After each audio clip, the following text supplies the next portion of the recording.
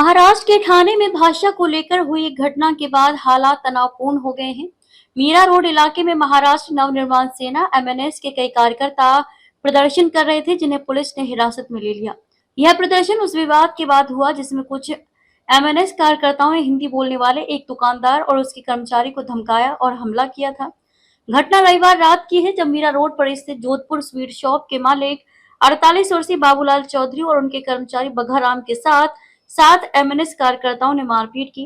विवाद की वजह ये थी कि बघाराम ने हिंदी में बातचीत की थी, जिस पर एमएनएस कार्यकर्ताओं ने मराठी में बात करने को कहा। बाबूलाल चौधरी ने कहा कि महाराष्ट्र में कई भाषाएं बोली जाती हैं और हर किसी को अपनी भाषा बोलने का अधिकार है। इस घटना का वीडियो सोशल मीडिया पर तेजी से वायरल हुआ, जिससे विवाद और बढ़ गया। इस पूरे मामले की पृष्ठभूमि में एक बड़ा कारण ये भी बताया जा रहा है कि महाराष्ट्र सरकार ने पहले प्राइमरी स्कूलों में हिंदी भाषा को पाठ्यक्रम में शामिल करने की योजना बनाई थी, लेकिन बाद में इस फैसले को वापस ले लिया गया। इस फैसले ने भाषा को लेकर पहले से चल रहे मतभेदों को और हवा दी। इस विवाद के बाद एमएनएस कार्यकर्ताओं ने मीरा रोड पर रैली निकालने की कोशिश की, लेकिन पुलिस ने इसे रोक दिया।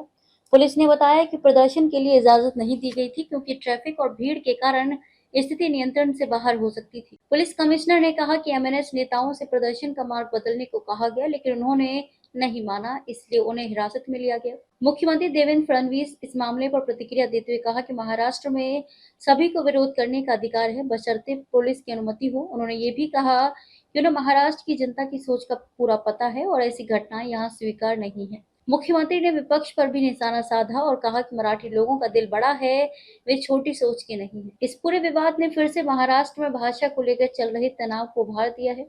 कई एमएनएस कार्यकर्ता इस बात पर जोर दे रहे हैं कि महाराष्ट्र में रहने वाले हर व्यक्ति को मराठी भाषा सीखनी चाहिए।